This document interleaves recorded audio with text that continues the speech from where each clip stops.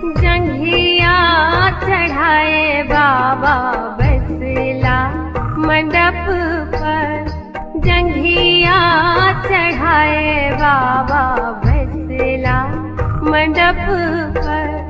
बाबा करुण धिया दान है, आहे बाबा करुण कन्यादान है। जंघिया चढ़ाए बाबा बसला मंडप पर, जंघिया चढ़ाए बाबा बसला मंडप